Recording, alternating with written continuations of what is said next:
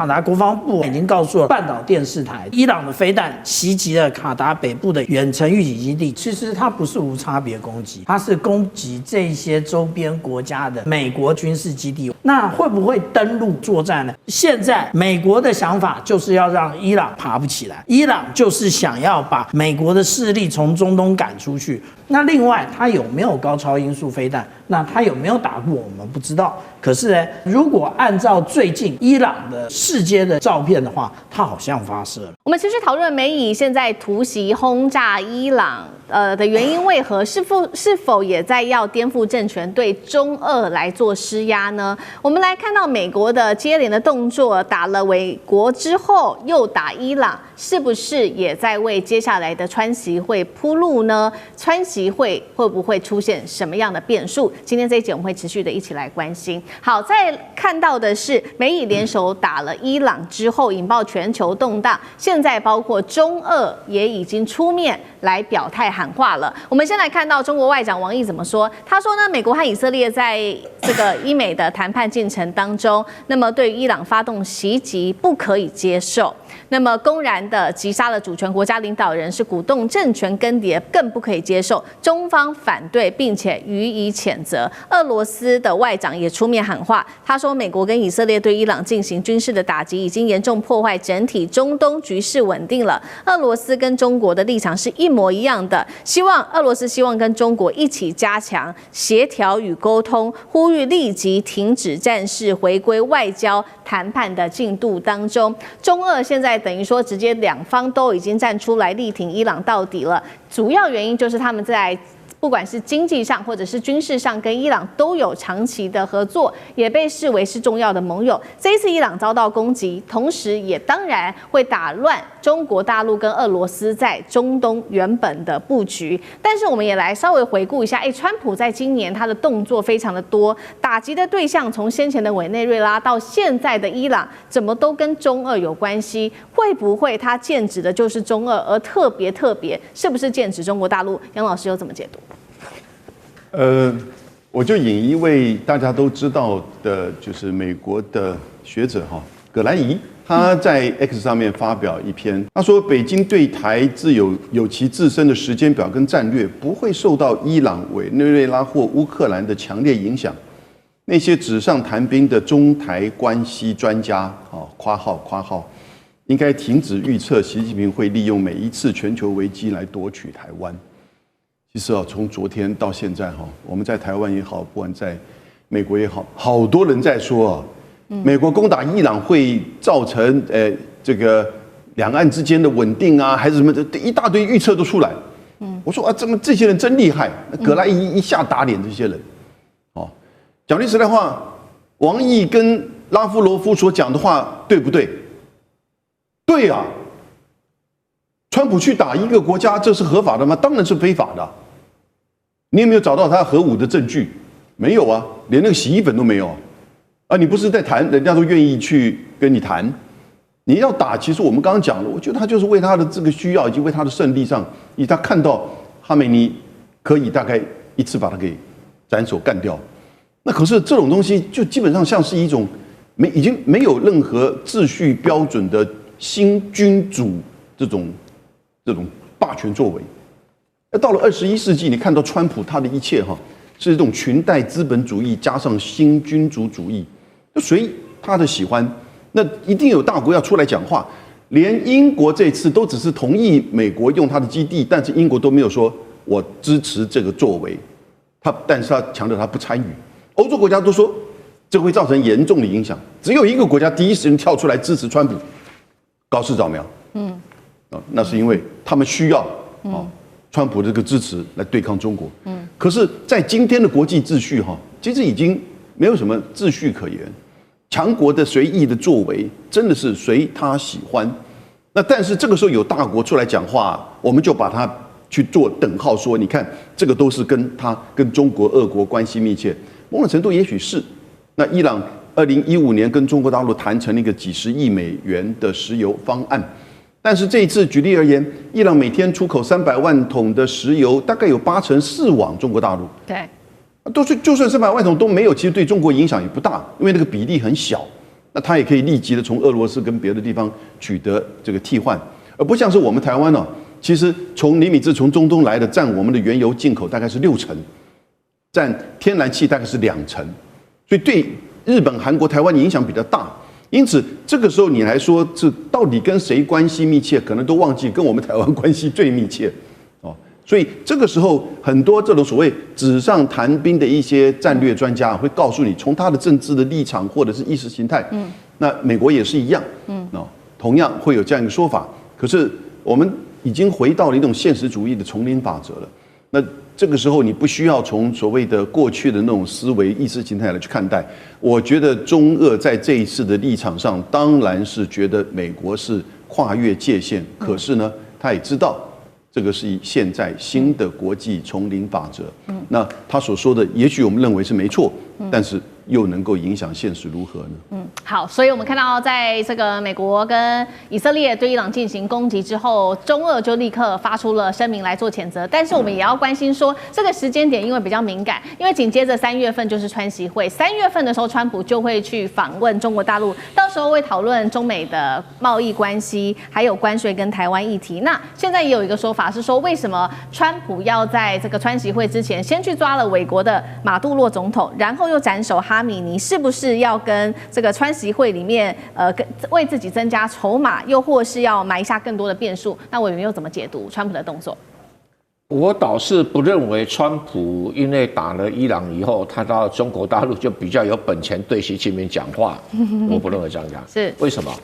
因为虽然王毅讲说应该以谴责，然后这个拉夫罗夫说：“哎呀，你应该谈判。”这是外交官讲的话。哎，你只能什么？你只能谴责。哎，你只能谈判。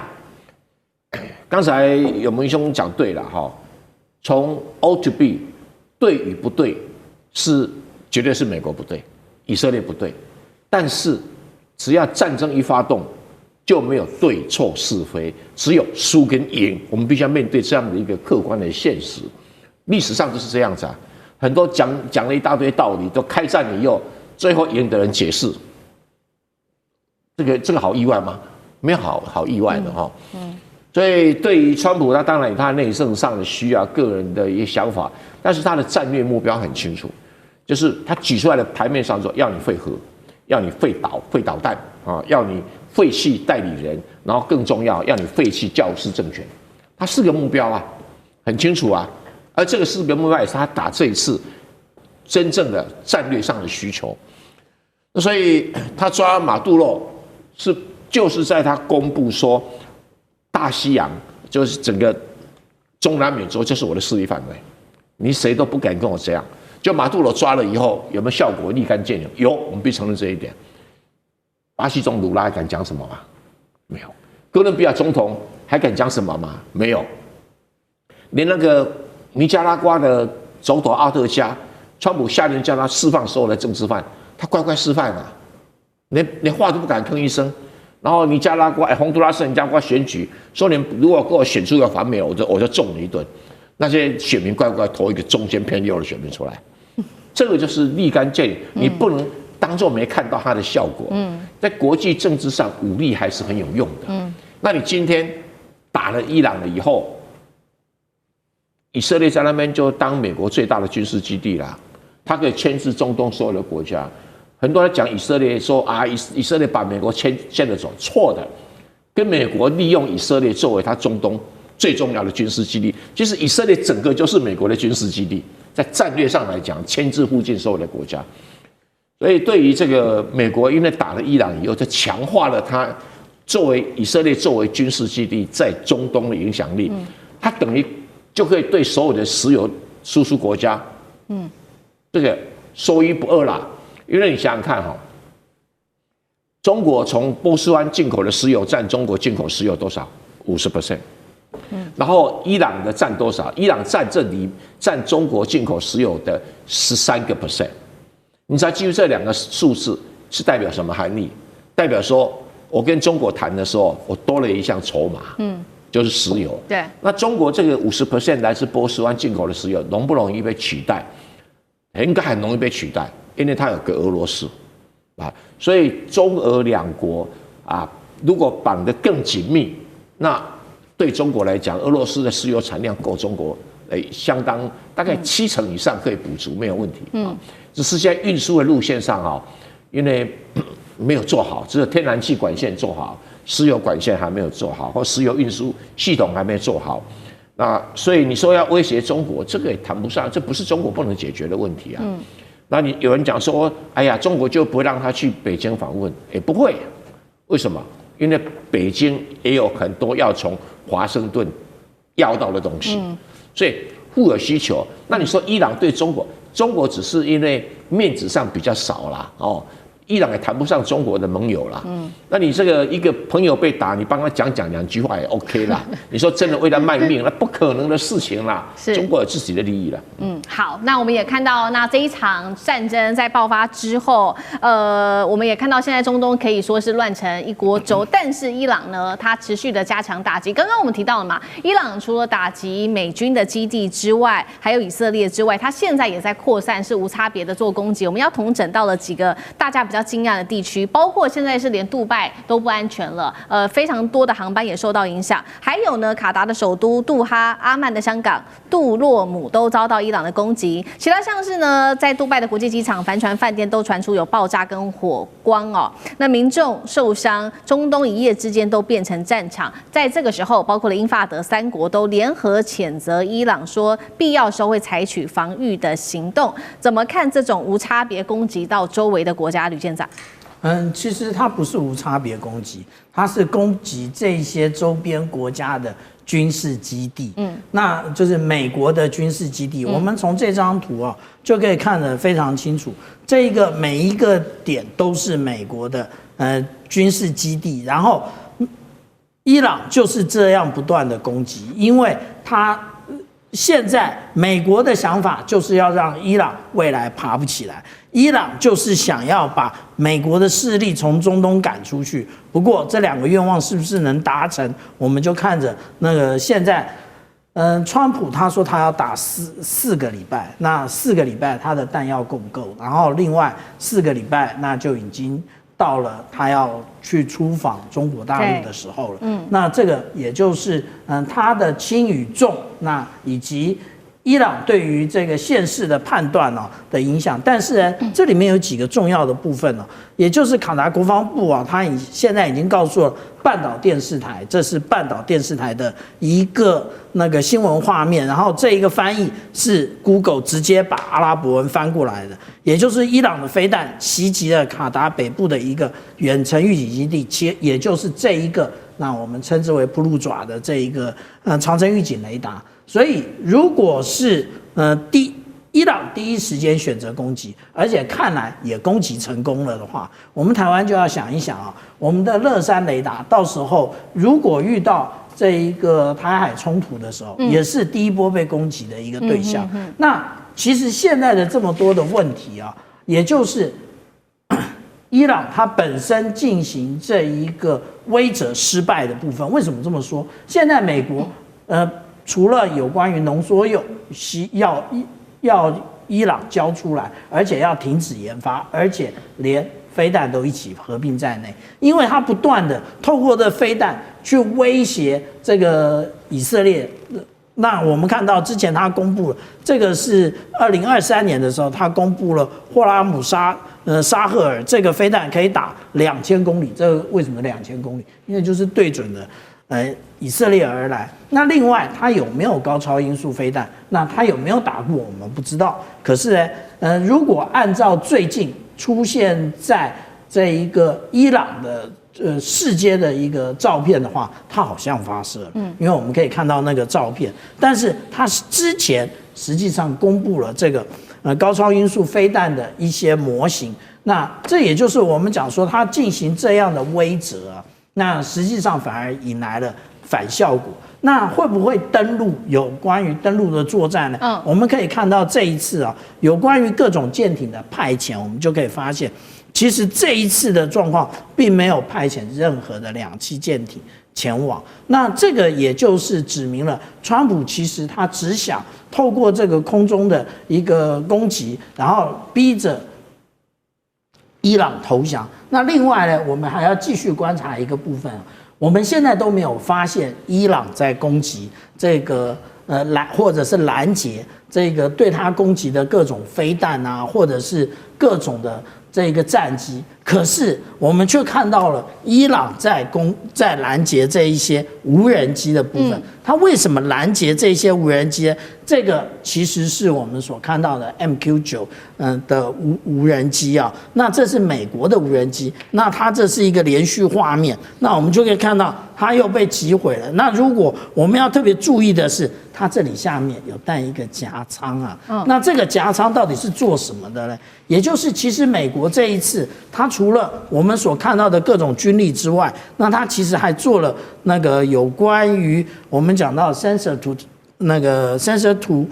shooter， 也就是他在做这个有关于数据链的干扰，也就是他带的是这一种夹舱。所以我们现在知道啊，这每一次的作战其实也是美国对他国的他的武器的一个测试。这一次他已经将这一个对于数据链的干扰已经进行了测试。好，观众朋友，今天中东情势赶快来看到的是鹰击12，来自于中国大陆的鹰击12会不会驰援伊朗呢？另外，今天也会来关心，也是来自于中国大陆，接下来包括它的北斗跟它的反隐形雷达，如果再加上超音速一起锁定。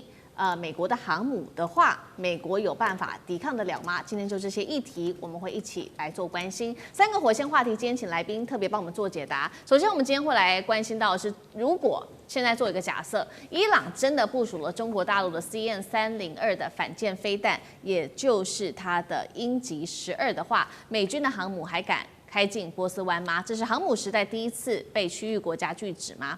第二件事情来看到的是，确实现在美国已经出动它的双航母了，但是也不是说没有弱点。我们来看到它的弱点，包括了它的拦截飞弹，现在根据统计已经是库存告急了，而且现在的问题就是在中东的盟友也不愿意借基地给美国，那么它接下来还敢开战吗？中美的武器有没有可能真的在中东这边展开对决？如果是这样子的话，美国能够毫发无伤吗？最后，今天也会来关心到的是，伊朗它的两手策略到底是为了什么？因为他一边现在谈这个重建他的飞弹基地，那一边又说他要和谈，这是求和平还是在拖时间呢？其实伊朗是在等中国大陆的武器到位吗？包括它的雷达，还有它的北斗反舰体系到位，再来针对美国展开攻击吗？今天就这些议题，我们会一起来做关心。确实，现在看到在美伊的一个对峙上面，美国它的军事武器已经部署到位了，16个军舰、2个航母战斗群跟7个战机联队，大约是4万名的兵力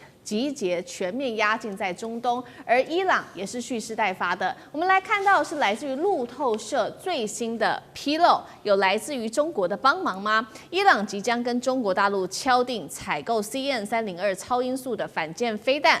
这个外贸版本就是大家所熟知的鹰击12了，号称能够制得了就是航母，能够集成航母哦。那么来看到它的特性，包括采的是低空高速的图防，终端还具有超高音速的一个冲刺能力，能够专门针对这些大型水面舰艇，并且具备集成航母跟驱逐舰的能力。现在是连以色列的前情报官员也都开始示警了中国大陆这款武器的威力。他这样说，他说这将会完全改变局面，而且是极难被拦截下来的。伊朗如果真的使用了来自于大陆的鹰击12，那么整个荷姆兹海峡都会在射程的范围之内。中国大陆除了可能提供鹰击12之外，同步有没有可能现在也根据媒体的报道，也会提供其他的武器，像是它的隐形雷达，还有它的北斗卫星的导航数据跟即时的卫星影像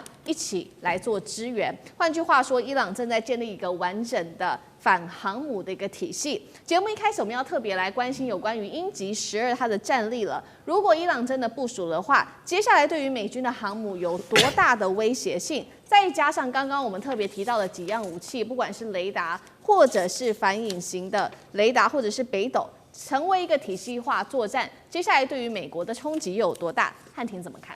我们要先了解到，伊朗它目前陷入了生存的焦虑跟非对称的制衡哦。面对美军16艘的军舰跟双航母的打击群的极端威胁，所以伊朗知道，目前自己拥有的传统快艇群这种狼群战术呢，已经很难突破在现代化的这种宙斯盾防御网，所以他们急需要一种一击必杀的杀手锏。能够让强敌呢在发动攻击之前，先计算一下自己能否承担失去一艘航母的代价。那再加上中国大陆跟伊朗本来就已经有25年的全面合作协议的这个状态，所以不仅是单纯的能源的贸易，在西方这种极限施压的背景之下，大陆不仅提供的是建设物资，更是安全方案。所以伊朗呢采购了 CN-302，本质上是把自己的国防嵌入到了更成熟的中国体系之中。不过呢，也要看，如果只是单纯购买这样的一个 CN-302，其实也没啥用，因为也要看你具体的跟其他整合性的部署，以及你操作得当与否。否则，如果我们看到像委内瑞拉的状态，你虽然你的手脚的武器是大陆制，可是你的脑不见得是大陆制啊，那可能也不见得有用。不过我们细部来看啊，如果真的一切配合妥当 ，CN-302配合北斗跟反隐形雷达，就很可能会让美军面临了高风险的作战环境。第一个 YLC-8B 的反隐形雷达呢，它可以刺破幽灵的伪装啊，什么意思呢？它在物理上是一种隐形克星，能够在数百公里外精准捕捉到隐形目标的雷达反射截面积。所以呢，这个美军引以为傲的所谓幽灵，但是在屏幕上它可以变成清晰的红点，所以航空母舰的先发优势就荡然无存。而第二呢，就是北斗卫星的导航了。过去伊朗的导弹受限于 GPS 的民用精准度，或者是俄罗斯系统不稳定嘛。现在如果接入了北斗3号全球卫星导航系统，伊朗就获得了厘米级的定位精度跟抗干扰的军用链路，让后面的 CN-302不再是盲目投射，而能够有一个可以实时修正的大脑，配合卫星的影像来支援。那最后呢，就是这个 CN-302的超音速突袭了。那它能够以低于20米的高度贴海飞行。对于宙斯盾的系统来说呢，反正因为种种的限制，当雷达发现它的时候啊，它可能距离舰艇只剩下30公里。所以以3倍的音速来撞击250公斤的战斗部，它的动能就相当于直接释放数吨的高能炸药，可以呢废掉一艘伯克级的驱逐舰。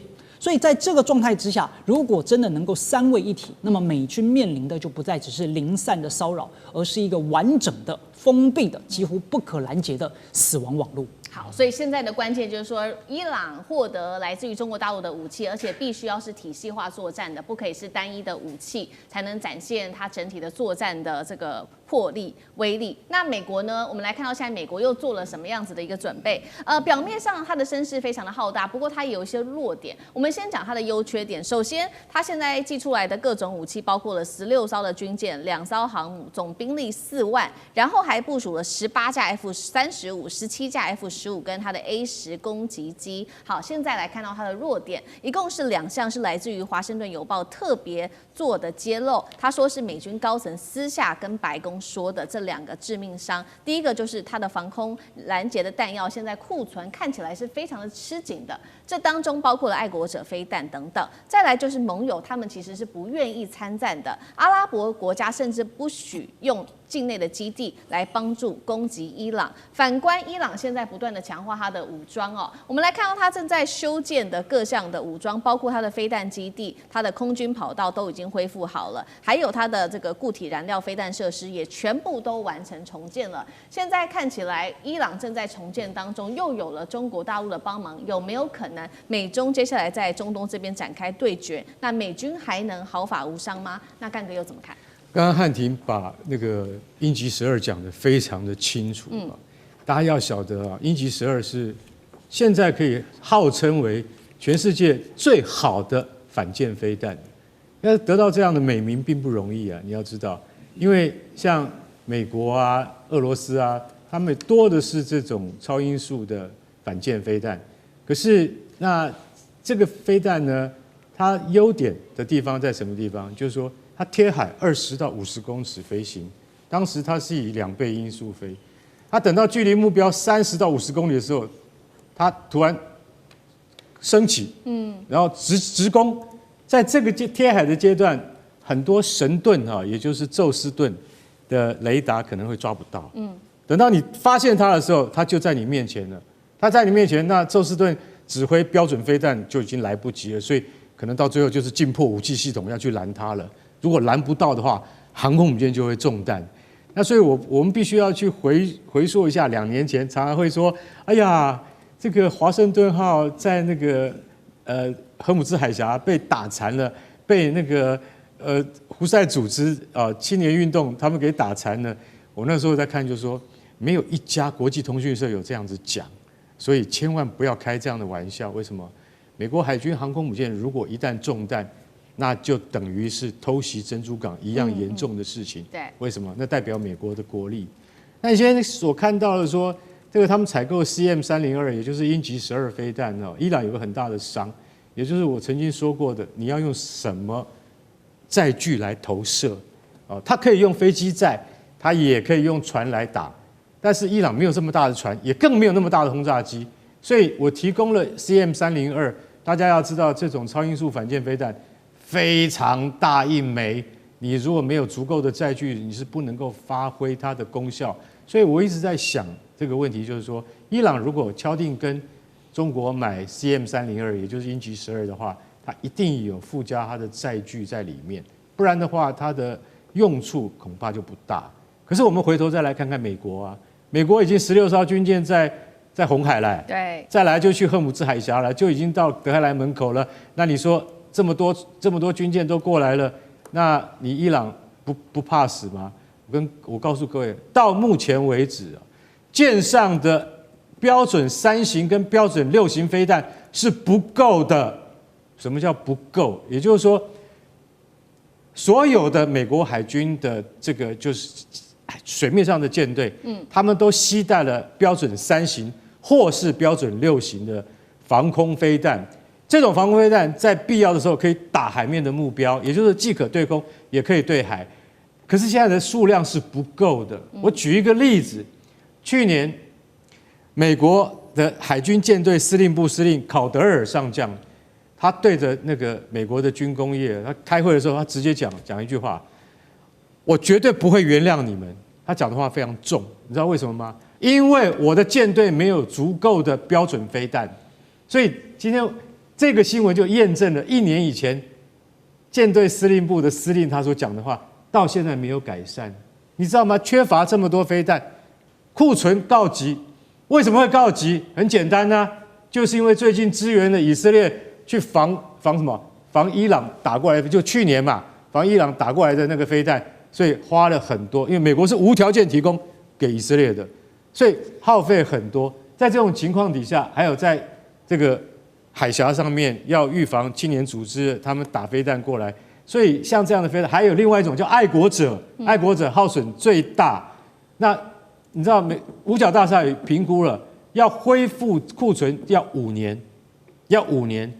他们还讲了另外一个数据，他们说要恢复送给乌克兰的标枪飞弹，比较小的那种反坦克飞弹，要13年。大家知道吗？所以4万大军，美国大兵集結在那个荷姆兹海峡外面，你等上了岸以后，你恐怕发现你反坦克飞弹你都不够，更不要讲说我刚才讲的那种对空拦截的那种巨大的飞弹都不够啊。所以在这种情况底下，我们讲一句实话，就是说你粮草先行啊，结果你发现粮草也没来，然后你川普你现在要大开杀戒吗？你要先想想看，这一次的作战很恐怕只是一个有限战争，你要快速取胜，快速在谈判桌上面取得进展，不然的话，你真要打他的话，你恐怕48小时之内就必须要撤退了。好，所以现在面临在军事上面的不足，不管是在这个拦截弹药的不足，川普敢不敢先开第一枪，这个还要持续的做观察。倒是伊朗现在，为什么突然间又慢慢的好像展开示好？他现在说了呢，他愿意来展开核谈判，在日内瓦这边他想要谈，这是来自于伊朗外长的最新说法，而且他也特别强调了。他说：“伊朗，我们接下来不会发展核武，但是还是绝对不会放弃和平的技术性的一个权利。”那么时间点也非常微妙，因为现在看到伊朗好像在实施的是两手策略，一边它还是持续发展它的飞弹系统，还有它的防御系统，但是另外一边又好像示好说想要跟美国来好好做谈判。大家也在解读说，川普这个伊朗到底在想什么？他是不是现在呢正在等中国大陆的武器完全的到位，才会对美国展开攻击？那大使又怎么解读？其实伊朗我们今天观察，从很持平的观点看，伊朗已经做了很多让步了。那就不晓得美国到底要求伊朗是什么。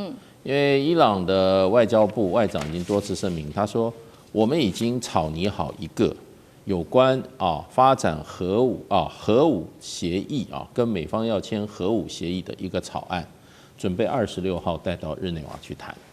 那这一次在谈判的时候，美国只提出2点要求第一个就是废导是什么？导弹，他要伊朗把他的导弹系统把它废除，自废武功。第二个就是废核。那废导的部分，伊朗说绝对不可能，美国也没有继续再谈那废核的部分，伊朗说我没有要发展核武，我也不会发展核武。那可是呢，我发展核子和平用途的能力这一点我不能放弃。所以就是大概这个立场。然后现在已经传出来，就是说我可以把我已经提升到60%的这个浓缩铀我可以送到国外，大概就是送到俄罗斯去，把这个浓缩铀的风度把它降低。对我手上不拿了，我就交出去了嘛。那这一点事实上的话，伊朗部分已经讲得蛮清楚了。可是美国对伊朗的这个施压，从来没有针对伊朗这一些提出来的具体方案做任何回应，只是说伊朗就是说这个对美国的威胁很大，而且最近说这个伊朗已经在研发可以直接打到美国本土的导弹了如何，然后说伊朗若拥有核武的话，那这个对整个区域来讲，对世界来讲都是极大的威胁。中东将永无宁日，陷入无止境的这种战争，所有的这个中东国家都会生活在恐惧之中。而且说呢，我们现在对伊朗这个采取这种军事威胁所有的中东国家都将获益，而且大部分都支持我们。那这个对我们从另外一个方面得到的讯息又不太一样。对，因为伊朗已经说我没有发展核武，我要放弃了。而且我现在已经拟了这个核武协议。那所以就变成这个中间，伊朗的立场跟美国现在持的立场有一点落差，而且昨天还有这个相关的美方人士传出来说已经准备打了，而且就在26号谈判之前是小打还是中打，就不断的传出就是打的这个风声。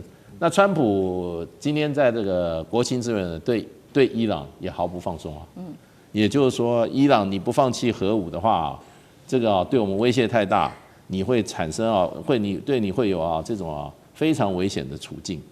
那所以现在就有一点点感觉上美国跟伊朗好像不是在同一个频道上在沟通。那美国硬是说伊朗不放弃核武，伊朗是说我已经放弃了。所以呢，到底是有意没有听到对方的声音呢，还是真正没听到？我觉得有意故意不听到对方声音的可能性比较大。好，接下来我们要来关心在军事上面消息，在中国大陆，我们来特别看到它的这款军事武器翼龙10B 震撼的出口，而且这一次买的是谁呢？是中东国家的土豪国家沙烏地阿拉伯，这一次一口气购买了300架的翼龙，改写了中东的空权版图。今天我们会来关心中国的军武是正式敲开了在中东的市场吗？好，先来看到是来自于央视最新的证实，现在呢，中国大陆的隐身无人机翼龙10B 首度的出口买主就是沙烏地阿拉伯，它具有什么样子的一个性能呢？包括有隐身的设计，还有隐身的设计，还有远程的渗透能力，创下的2个第一。我们来看到这2个，第一个，中国首款出口的隐身无人机；第二件事情，它是沙烏地阿拉伯在空军列装的首款隐身的作战平台。那这一笔交易其实呢，在前年2024年就已经定好了，是300架的订单。当时推估，价格其实是蛮高的，一架1000万美元，还会再加上其他的服务，包括配套的这个弹药啊、培训跟维护服务，总价值大约是落在30亿美元的价格。这一次首次出口到沙烏地阿拉伯，我们可以说它正是中国大陆的军武打入了中东的高端空战市场吗？对于美国的目前在当地的垄断地位，是否已经造成了破口？干哥怎么看？好，你知道为什么他要下这个重本来买吗？一架1000万美金，它不便宜耶。它是一架无人机。我们要有一个基础概念，就是说，10年前我们买F-16的时候，那时候F-16一架才3000万美金。那你如果说现在，当然现在不止了啦，可能1倍了。可是你也会记得说，我们买凤凰专案的时候，一架F-16是3000万美金而已。现在这个翼龙10一架就要1000万美金，很贵了。为什么它很贵？那就是汲取了去年以色列跟美国在空袭伊朗的时候，那个时候所造成的结果。沙烏地阿拉伯真正觉得他们需要有一队无人机来帮他们挡住入侵，挡住谁的入侵？最有可能就是从伊朗来的入侵。所以说沙烏地阿拉伯它本来就已经有翼龙1跟翼龙2机队了，大家可能也许不知道，因为是秘密交易。沙烏地阿拉伯在好几年前就已经跟中国买了翼龙1跟翼龙2。那翼龙的前行的这种无人机，坦白讲一句，它只是一种侦察机。可是现在你看得到那个翼龙10B， 它已经是重型无人机，它是非常大一架，它的翼展它几乎它就是等于美国版的 MQ9海上卫士式，我们即将要买，非常大一架。可是它在那个雷达的这个光谱上面，你只看到它只有多大？它只有1平方公尺的大小，相当于一只大鸟。当然你不能跟 F-35或歼35比啊，它们只像一只瓢虫那么大。对。但是它已经像一只大鸟，已经非常小了，会被误判为是鸟而不是飞机。所以翼龙10它最大的特点就是它叫做隐形无人机啊。我们对岸讲说叫隐身无人机，它是隐形无人机。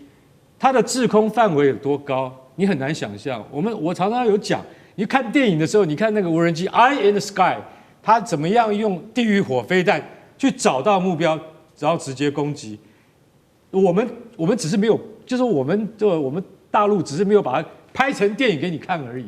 它其实翼龙的能力绝对不会输给 MQ9，因为它的制空是多少？13500公尺，13公里的高空然后它用合成孔径雷达，它可以直接寻找目标。最重要的一点，它可以待在13公里的高空多久？20个小时，待一整天。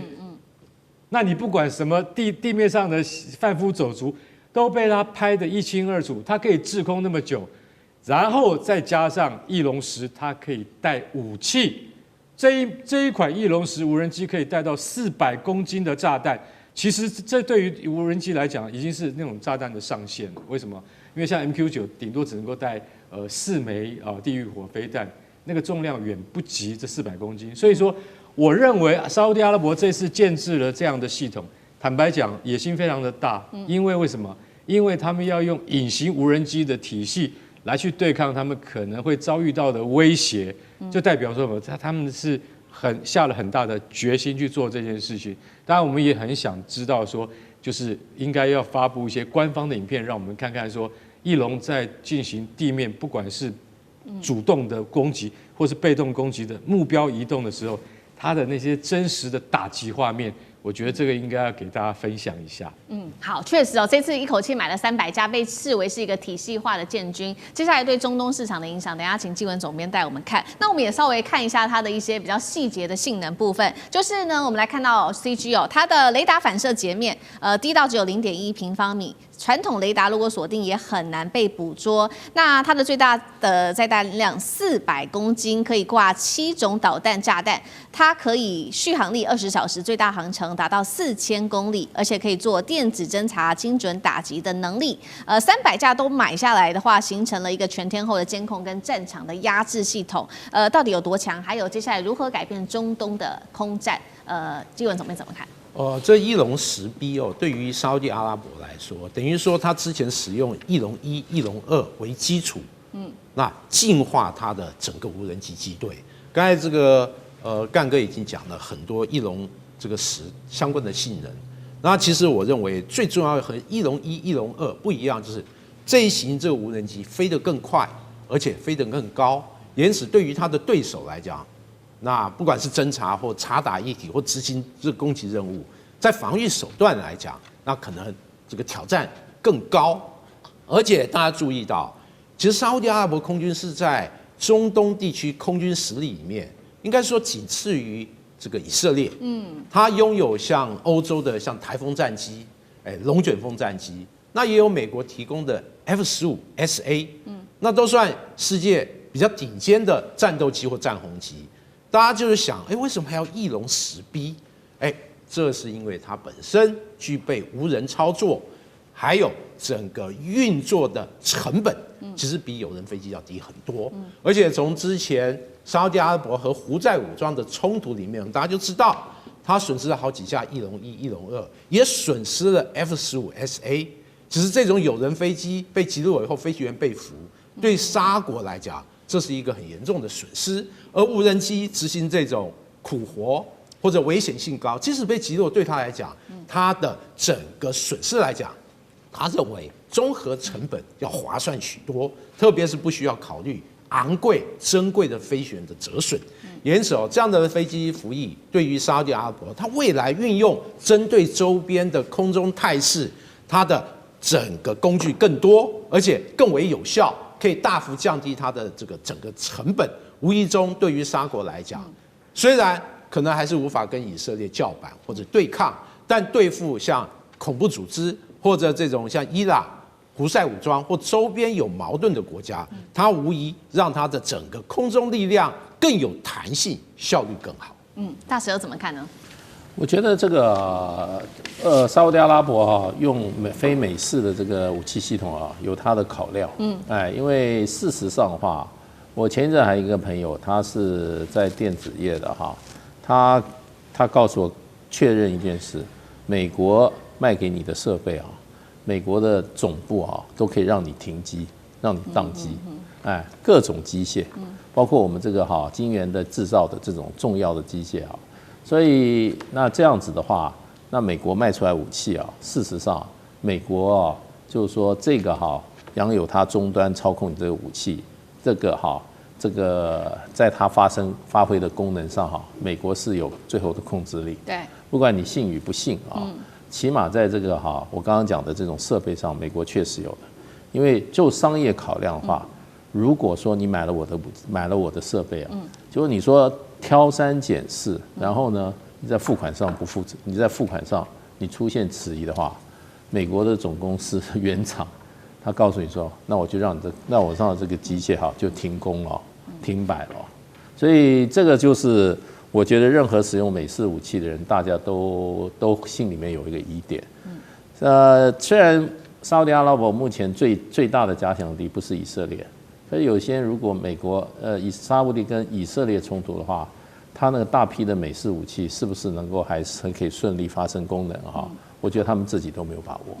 所以任何国家，你在美国现在这个情况之下，什么事都干得出来的情况下，你使用另外一个国家的武器系统，对你来讲是一种安全的保障。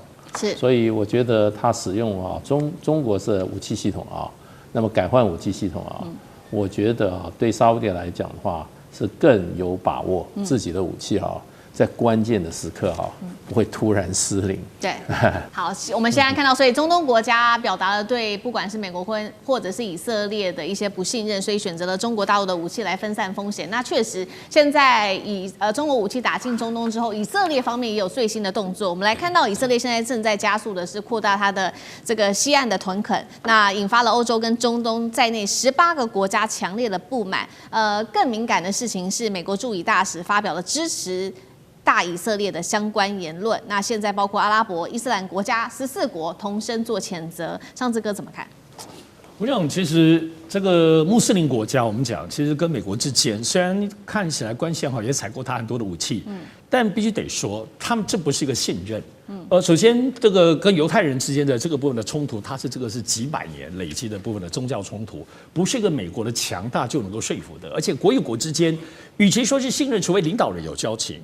他最多，其实他那东西不是信任，他是符合预期。